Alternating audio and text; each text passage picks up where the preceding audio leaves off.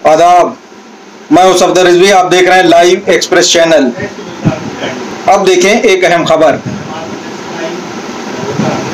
देश भर में लॉकडाउन 3 अभी जारी है, लेकिन इस लॉकडाउन के दौरान वो चीजें खुली दिखाई दे रही हैं जिस पर पाबंदी है। इसे देखकर तमाम समुदाय के लोग ये सोच रहे हैं और सवाल उठा रहे हैं कि आखिर ऐसा क्यों हो रहा है, क्या इसके पीछे कोई बड़ी साजिश तो नहीं है।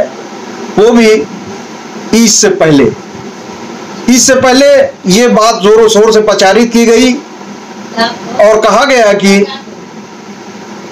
अब सरकारें चाहती हैं कि दुकानों को खुलवा दिया जाए, इसीलिए जो पाबंदी लगी हुई थी, सड़कों पर पुलिस लगी हुई थी, चप्पे चप्पे पे पुलिस नजर आती थी, अब पुलिस नजर नहीं आ रही है। न किसी के साथ कोई सख्ती की जा रही है। अगल बगल इधर उधर चारों तरफ दुकानें खुली देखी जा रही हैं और लोगों की आवाजाही देखी जा रही है। सबसे ज्यादा पीड़ित मुस्लिम समुदाय इस चीज को देखकर ना सिर्फ हैरत में है, बल्कि उसे लगता है कि ऐसा साजिश के तहत किया जा रहा है, क्योंकि इस देश में कोरोना को फैलाने के लिए जिस तरह से मरकज के लोगों को जिम्मेदार ठहराया गया, उन्हें सजा दी गई, उन्हें पकड़ पकड़ के क्वारंटाइन सेंटरों में डाला गया और उनके साथ ज्यादतियां की गई, उससे लोगों को लग रहा है कि एक बार फिर मुस्लिम समाज पर, मुस्लिम समुदाय पर गाज गिरने वाली है। उन्हें लग रहा है कि ईद के लिए, ईद से पहले जो छूट दी गई है वो इसलिए छूट दी गई है ताकि लोग बाजारों में जाएं, उनकी औरतें बाजारों में जाएं, बच्चे बाजारों में जाएं और खरीदारी करें, जूते खरीदें, कपड़े खरीदें और दूसरे सामान खरीदें, जिससे व्यापारियों की कमाई हो। और उसके बाद जब कोरोना तेजी से फैले, यानी अभी जो फिगर आ रही है उसके मुताबिक कोरोना बहुत तेजी से फैल रहा है। पहले इसकी रफ्तार कम थी, पहले कोरोना से पीड़ित लोगों की तादाद कम थी, लेकिन अब कोरोना के पीड़ित लोगों की तादाद बहुत तेजी से बढ़ रही है। 70,000 से ज्यादा फिगर पार कर गई है और ऐसा माना जा रहा है कि ईद तक ये तादाद 1 लाख से ऊपर निकल जाएगी। तो तादाद तो बढ़ रही है। इस बीच शराब की दुकानें खोली गई, शराब लेने के लिए लोगों को लाइनों में देखा गया और कई किलोमीटर तक लोगों को लाइन में खड़े देखा गया। न सोशल डिस्टेंसिंग की कोई बात थी, लोग सटे हुए दिखाई दिए, लोग हल्ला करते हुए दिखाई दिए, लोग शोर मचाते दिखाई दिए। हालांकि पुलिस वालों ने कहीं कहीं लाठियां भी बाजी हैं, लेकिन कहीं भी कोई नियम और कायदा नहीं अपनाया गया। भीड़ इकट्ठा हो गई और भीड़ को रोक पाने में सरकारें और प्रशासन नाकाम रहा। इसी तरह से उन मजदूरों की भी भीड़ इकट्ठा हुई सड़क पर जो अपने घर जाना चाहते थे। देश के विभिन्न हिस्सों में लोग फंसे हुए थे। सरकार ने कहा कि उन्हें खाना दिया जाएगा, उनके पानी का इंतजाम किया जाएगा, उनके रहने का इंतजाम किया जाएगा, लेकिन मकान मालिकों ने उन्हें निकाला, उनसे किराए की मांग की और वो बेखता लोग, मजदूर चीखते रहे, चिल्लाते रहे, आवाज उठाते रहे, लेकिन उनकी ना सुनी गई। वो मजदूर ये कहते रहे कि उन्हें 2 वक्त का खाना नहीं मिल रहा है, वो उन्हें रोटी नहीं मिल रही है, ये सरकारें चोर हैं, बीच में जो दलाल हैं वो खा जा रहे हैं और उनको खाना नहीं मिल रहा है, उनको रोटी नहीं मिल रही है और वो भूखे हैं, उनके बच्चे भूखे हैं, लेकिन सरकारों ने ना सुना। आखिरकार उन्होंने ये फैसला कर लिया कि अब उन्हें वो जहां पे हैं वहां से निकलकर अपने घरों को गांव देहात की तरफ जाना है, जिस भी जगह के हैं लोग। और उन्होंने ये फैसला करने के बाद उन्होंने यहां तक फैसला कर लिया, कई लोगों से बातचीत हुई कि वो जा रहे हैं अपने बीवी बच्चों के साथ इस जगह को छोड़कर, इन महानगरों को छोड़कर, इन शहरों को छोड़कर, उनके साथ जो भी हो।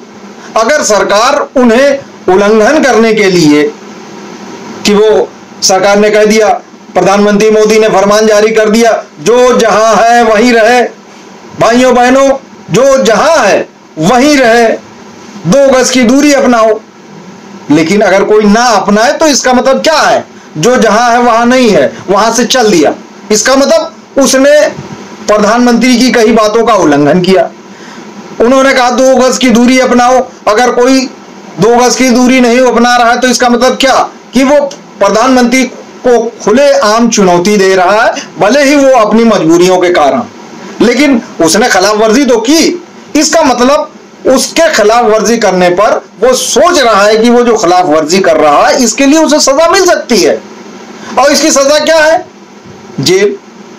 इसकी सजा यही तो है, जेल। तो वो पहले ही ये सोच चुका था कि सरकार उसे जेल भेजे। यही तो कर सकती है कि जेल भेजे, वो उल्लंघन कर रहा है उसे जेल भेजे। तो वो ये भी सोच चुका था कि अगर वो जेल जाएगा तो कम से कम उसे 2 वक्त का खाना तो मिलेगा, क्योंकि जेल मैनुअल बताता है कि उसके खाने का इंतजाम करेगा, कोई भूखा नहीं सोएगा। लेकिन सरकार की ये देखिए कि सरकार किस तरह से प्रताड़ित कर रही है लोगों को, कि सरकार ने किसी को जेल भी नहीं भेजा। कम से कम जेल भेज देती तो वहां रहने की जगह भी होती और लोगों को रोटी भी मिलती, भले ही जेल की रोटी, लेकिन रोटी मिलती 2 वक्त, कोई भूखा न रहता। लेकिन सरकार ने देखा कि जेलें भर जाएंगी और वहां जगह नहीं खाली रहेगी, कोई जगह न मिलेगी, इसलिए सरकार ने जेलों की तरफ नहीं बल्कि उनको परेशान होके जाने के लिए छोड़ दिया। कोई अपने बच्चे को सूटकेस पर लिटा के ले जा रहा है।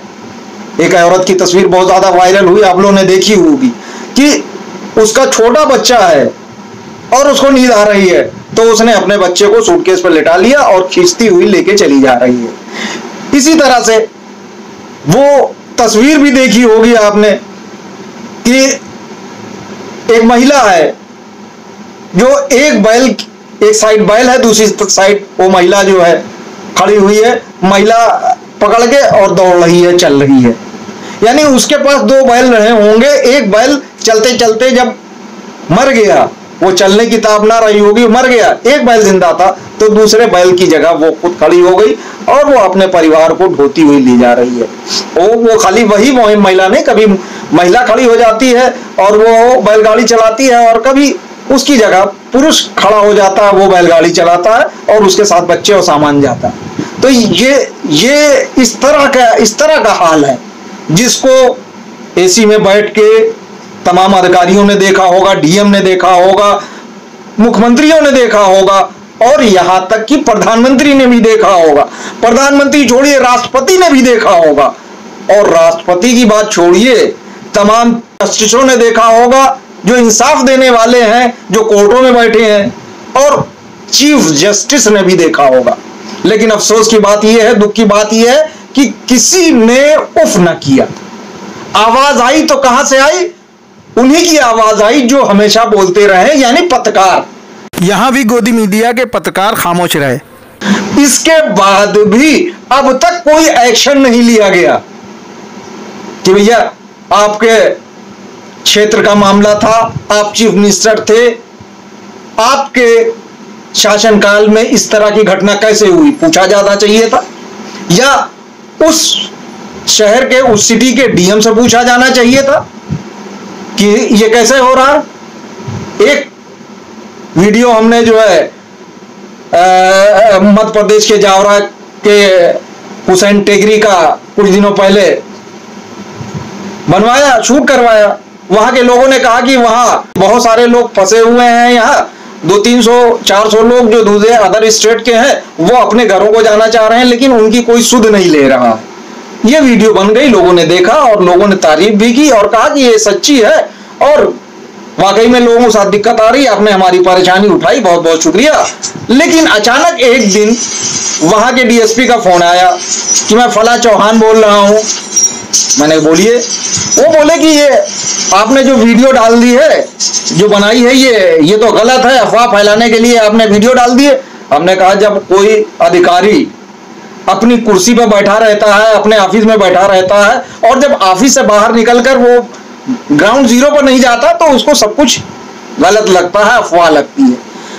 अगर आप जाके वहां पे दरगाह परिसर में लोगों से पूछें तो आपको सच्चाई सामने आ जाएगी कि कौन किसे खाना दिया जा रहा है, किसे पानी दिया जा रहा है, किसका इंतजाम किया जा रहा है और कितने लोग वहां फंसे हुए हैं और कितने लोगों को निकाला गया। हमने कहा कि आप जो कुछ बोल रहे हैं हमारे सिस्टम में वो रिकॉर्ड हो रहा है, इसलिए आप सोच समझ के बोले और मेरे 2 सवालों का जवाब दे दें। एक तो ये कि आज की तारीख तक जब आप फोन कर रहे हैं अब तक कितने लोगों को अदर स्टेट के कितने लोगों को भेजा गया। बोले आप चाहते हैं कि फौरन कर दिया जाए, तो ऐसा तो हो नहीं सकता। हमने कहा कि हम फौरन और पीछे और कल तक की बात नहीं कर रहे हैं, हम ये पूछ रहे हैं कि अब तक कितने लोगों को भेजा गया है, क्योंकि आप ये कह रहे हो कि भेजा गया है तो आप मुझे बताइए। आखिरकार वो जवाब नहीं दे सके और उन्होंने कहा कि ये सब जवाब डीएम साहब देंगे, उनका नंबर आप ले लीजिए और डीएम से बात कर लीजिए। हम डीएम का नंबर वो जो उन्होंने दिया था चौहान साहब ने, विजय चौहान शायद नाम था, हम उनका नंबर मिलाते रहे, नंबर ही नहीं मिलता। डीएम लोग हैं, बड़े लोग हैं, कहाँ सुनते हैं उनसे वो किसी को जवाब थोड़ी ना देते हैं। वो तो फरमान जारी इसलिए कर देते हैं क्योंकि उन्होंने इंतजाम करवाए होंगे, उनकी जिम्मेदारी है। और अब आ गया कि जो है खाना नहीं मिल रहा है, पानी नहीं मिल रहा, लोग फंसे हुए हैं, तो उनका जाहिर सी बात है कि उनको रिएक्ट तो करना ही था कि मैंने तो किया है। वो कैसे कहते सकते थे कि हमने नहीं किया। बस यही चल रहा है। आजकल रोडों पे जो सन्नाटा था वो दूर हो चुका है, लॉकडाउन जारी है। और इस लॉकडाउन जारी रहने के बाद अभी ये भी बात सामने आ गई है कि प्रधानमंत्री नरेंद्र मोदी लोगों सामने आए और उन्होंने इशारा दिया, संकेत दिया कि लॉकडाउन 3 तो जारी था, ये जारी रहेगा, लेकिन इसकी अवधि खत्म होने के बाद लॉकडाउन 4 जारी हो जाएगा।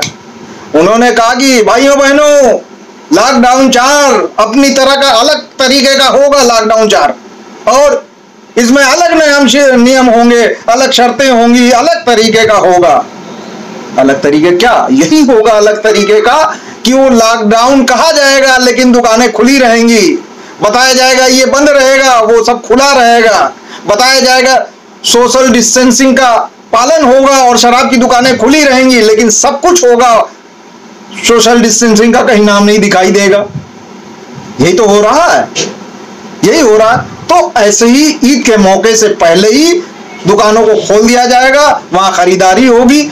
और लोगों का ऐसा मानना है, हम नहीं कह रहे हैं, लोगों का ऐसा मानना है, वो लोग जो पीड़ित हो चुके हैं बहुत बार, जिनकी नजर सरकारों पे रहती है, जो बहुत बार जिन्होंने आजमाया, उनका कहना है कि इस बार ऐसा इसलिए किया जा रहा है क्योंकि सरकार कोरोना पर काबू नहीं पा रही है और कोरोना की तादाद बहुत तेजी से बढ़ रही है, शहरों में बढ़ रही है, देहातों में बढ़ रही है, चारों तरफ बढ़ रही है। इसलिए इसके जिम्मेदार 2 मुख्य चीजें हैं, एक शराब यानी शराब की भीड़ और दूसरे पलायन गलत वक्त पे करवाया गया।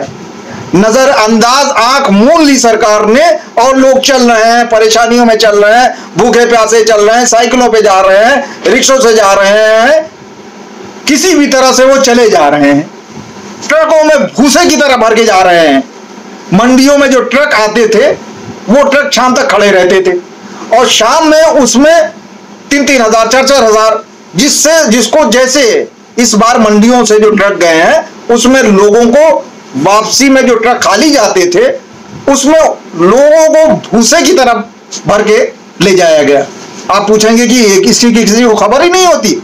इसकी सबको खबर होती है, मंडी के लोगों को भी खबर होती है, लेकिन पुलिस जो डंडा चलाती है ना लोगों पे, वो जो चाहे वो करवाए। पुलिस आंख बंद करती है और उसके लिए क्या करती है ये सबको पता है, पूरे देश भर के लोगों को पता है। हमें कुछ कहने की जरूरत नहीं। हम नहीं कहते कि पुरुष भ्रष्टाचार में लिप्त है, हम कैसे कहें? हम नहीं कहते।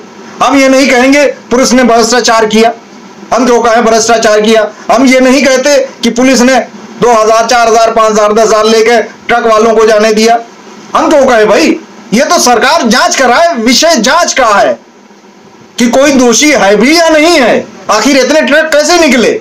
आखिर वो ट्रक कैसे निकला जिसमें हवा की गुंजाइश न थी? सीमेंट का ट्रक जो जिसमें सीमेंट घोटने के लिए जो है मशीन लगी होती है, उसमें इतने सारे दर्जनों लोग बैठे हुए थे, कैसे निकल गया? टेम्पो कैसे निकला बॉम्बे से? वो टेम्पो कैसे निकला जो हादसे का शिकार हो गया? क्या किया? ये एक जगह की खबर नहीं है, ये पूरे देश भर की खबर है और सरकार आंख बंद किए हुए। लेकिन जब मामला आएगा तो जमातियों ने कोरोना फैलाया। हाँ, मध्य प्रदेश में शिवराज चौहान ने कह दिया कि फलाने इतने लोगों ने जमाती थे, उनको सजा दी जाएगी, क्वारंटाइन में डाला जाएगा क्योंकि उनकी वजह से कोरोना फैल रहा। तो इसीलिए मुस्लिम समुदाय के कुछ लोगों की आंखें खुल गई हैं और वो कह रहे हैं अपने समुदाय के लोगों से, औरतों से हाथ जोड़ करके कह रहे हैं इस बार लॉकडाउन खुल भी जाए तब भी दुकानदारी के लिए न जाओ, कपड़ा न खरीदो, जूता न खरीदो, दूसरे खुशी के सामान न खरीदो। क्यों? क्योंकि जो सरकार का रवैया रहा है वो रवैया ये बताता है कि गाज मुस्लिम समुदाय पे गिरेगी। कोरोना तो कुछ शराबियों और पलायन करने वालों की या दूसरे अन्य लोगों की वजह से कोरोना तेजी से फैल रहा है, लेकिन कहा जाएगा कि मुस्लिम समुदाय ने जो बाजारों में खरीदारी की है, जगह जगह गए हैं, उनकी वजह से कोरोना फैला है। इसलिए इसी सब को देखते हुए कुछ इमामों ने, कुछ बुद्धिजीवियों ने या कुछ एक संगठित हो गए तमाम लोगों ने सरकार को लेटर लिखा और यह अपील की है कि ईद तक कोई बाजार न खोला जाए। आप देखिए, लोग कहते हैं कि ये हमारी समस्या है, बाजारों को खोल दिया जाए, लेकिन ये समुदाय खुद कह रहा है कि हम चाहते हैं देश को बचाना, हम चाहते हैं कि कोरोना न फैले, इसलिए हमारी अपील है सरकारों से कि ईद तक बाजार न खोला जाए। लेकिन क्या हो रहा है? मुख्यमंत्री केजरीवाल जो है अभी अपने सुझावों की लिस्ट जब भेज रहे हैं केंद्र सरकार, तो कह रहे बहुत सारी एसोसिएशनों के सुझाव आए हैं कि दुकानों को खोल दिया जाए। दुकानों को खोल दिया, उन्होंने ये जिक्र नहीं किया कि कुछ लोगों का सुझाव ये भी आया कि दुकानों को नहीं खोला जाना चाहिए, ईद के बाद खोला जाना चाहिए। ये उनके मुंह से नहीं निकला। इससे क्या लगता है कि उनकी इंटेंशन पहले ही से बनी हुई है कि दुकानों को खोल दिया जाए, यही तो बनी हुई है। इसलिए हम खुद चाहते हैं कि देश में कोरोना न फैले, देश में कम से कम लोग कोरोना से पीड़ित हो, और इसके लिए जरूरी है कि प्रधानमंत्री ने जो कहा है, शुरू में जो कहा है और आज भी जो जबान से कह रहे हैं, उस पर अमल किया जाए। क्योंकि कहना और कथनी और करनी दो होती है। उन्होंने भले ही सच्चे दिल से न कहा हो कि सोशल डिस्टेंसिंग का पालन किया जाए, उन्होंने सच्चे दिल से न कहा हो कि 2 गज की दूरी को बरकरार रखा जाए, पालन किया जाए, लेकिन उन्होंने कह तो दिया। जो उन्होंने कहा वो सही कहा है, इसलिए उसका पालन किया जाना चाहिए, क्योंकि उसमें फायदा दिखाई देता है। इसी तरह उन्होंने काढ़े की बात कही, सही है, काढ़े में फायदा है, काढ़े से फायदा होगा। हमारी आयुर्वेदिक के तमाम डॉक्टरों से बात हुई, उन्होंने कहा कि वाकई में काढ़ा एक बहुत अच्छी चीज है, लेकिन हम आयुर्वेद के डॉक्टरों को स्वतंत्र रूप से काम करने ही नहीं दिया जा रहा, और हमें जो है एलोपैथिक के अस्पतालों में, बड़े बड़े अस्पतालों में कंपाउंडर बना के बैठा दिया गया। हम वहां के सिस्टम को क्या जाने, हम वहां के कार्यप्रणाली को क्या जाने, हमें वहां काम का तजुर्बा नहीं है। तो इसलिए हमें तो स्वतंत्र रूप से ये आयुर्वेद के महाविद्यालय हैं, आयुर्वेद की डिस्पेंसरियां हैं, आयुर्वेद के औषधालय हैं, आयुर्वेद के हॉस्पिटल्स हैं, ये किस काम के लिए? हमें क्यों नहीं स्वतंत्र रूप से काम करने दिया जाता? हमारे पास कोरोना का इलाज है, हम कोरोना के मरीजों को ठीक कर सकते हैं। सिर्फ हमारे पास वेंटिलेटर ही तो नहीं है कि हम वेंटिलेटर को एक जमाने से नहीं वो करते रहे, नई जांच में ये हमारे पास अलग मानक है, लेकिन सरकार चाहे तो हमें किट दे दे, हम किट से पता कर लेंगे कि कौन सा कोरोना का पेशेंट है, कौन सा कोरोना का पॉजिटिव नहीं है, कौन नेगेटिव है, और जो कोरोना पॉजिटिव होगा उसका इलाज उस हिसाब से करेंगे। जो जिसको कोरोना ने छुआ ही नहीं है, जो कोरोना का पेशेंट ही नहीं है, उसको हम कोरोना की दवा क्यों देंगे? नज़ले जुकाम जो सालों साल बीमारी रहती है उसकी दवा देंगे। लेकिन पूरा देश पैनिक का शिकार है। कोरोना कोरोना कोरोना कोरोना करके उन दूसरे मरीजों को, पेशेंट को मरने के लिए छोड़ दिया गया। इसमें कैंसर के पेशेंट है, डायलिसिस के पेशेंट है, हार्ट के पेशेंट। अभी हमारी डॉक्टरों से बात हो रही थी, कह रहे थे हार्ट का पेशेंट ऐसा पेशेंट होता है जिसको 5 मिनट भी इलाज में देरी कर दी जाए तो उसका बचाना मुश्किल होता है, उसकी जान चली जाती है। कोरोना के पेशेंट को फिर भी 14 दिन तक नहीं मरेगा कोरोना का पेशेंट, सिम्टम्स जाहिर होने के बाद। लेकिन ये हार्ट का पेशेंट जिसको सिम्टम सामने आ गया कि हार्ट अटैक आ रहा है, वो 5 मिनट भी जिंदा नहीं रहेगा अगर उसको फौरन त्वरित ट्रीटमेंट ना दिया जाए। सरकार को हार्ट के पेशेंट की कोई चिंता नहीं है, सरकार को कैंसर के पेशेंट की कोई चिंता नहीं है, सरकार को डायलिसिस के पेशेंट की चिंता नहीं है। कितने ऐसे डायलिसिस के पेशेंट जिनको 5-5, 6-6 दिन या हफ्ते तक डायलिसिस नहीं की गई, हो ही नहीं रही है, पेशेंट की भीड़ है, नहीं हो रही है सरकारी अस्पतालों में, डायलिसिस की ही नहीं गई, पेशेंट मर गया। डायलिसिस का ये सिस्टम है कि अगर डायलिसिस नहीं की जाएगी तो उसके पेट में पानी भर जाएगा, उसका क्रिएटिनिन लेवल बढ़ जाएगा, जो पॉइजन है बढ़ जाएगा, और जब पॉइजन बढ़ जाएगा खून में तो उसको उल्टियां होंगी, और जब तक डायलिसिस नहीं मिलेगी उसको तब तक वो स्वस्थ नहीं होगा। क्योंकि हफ्ते में किसी की 3 होती है, किसी की 2 होती है, किसी 1 होती है। अब जिसकी जितनी होती है उसकी डायलिसिस उतनी होनी चाहिए। 1-2 दिन अगर इधर उधर हो गया तो उसमें दिक्कत होने लगती है, ना कि उसकी डायलिसिस 1-1 हफ्ते तक ना दी जाए तो इसका मतलब उसको मार देना है। उसकी कोई चिंता नहीं, उसको मार दो, कोरोना को बचाओ, कोरोना पेशेंट को बचाने की कोशिश करो, उस पेशेंट को बचाने की कोशिश करो जिसके मर जाने की ज्यादा संभावना है, और जो है उस पेशेंट को न बचाओ जो मर सकता है या इलाज न मिलने की वजह से उसकी जान खतरे में है। बहरहाल हालात बहुत खराब है। मुस्लिम समुदाय के लोगों की क्या आवाजें आ रही हैं, हम एक वीडियो आपको दिखाने जा रहे हैं जिसमें समुदाय के लोगों से अपील की गई है, और वो मौलाना किस तरह से अपील कर रहे हैं ये भी देखें। गरीबों के साथ ईद कर लो, गरीबों के साथ ईद कर लो, यतीमों के साथ ईद कर लो, बेवाओं के साथ ईद कर लो। आपका ये खादिम अतीकुर रहमान 32 साल से शेर शाह जामे मस्जिद में इमामत कर रहा है। 32 साल ईद बकरीद में कभी नया कपड़ा हमने नहीं पहने।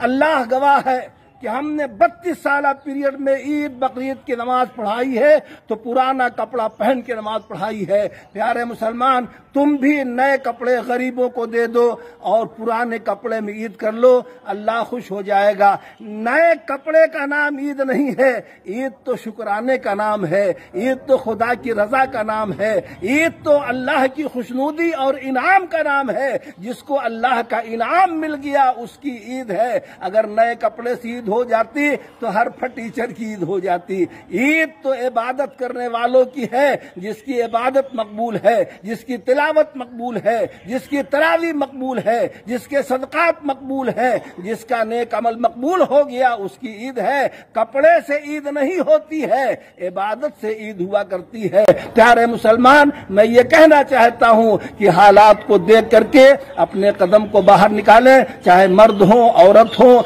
छोटा हो, बड़ा हो, अमीर हो, गरीब हो, हालात को समझो। आपसे गुजारिश है कि इस चैनल को सब्सक्राइब करें, लाइक करें, शेयर करें और कमेंट करें।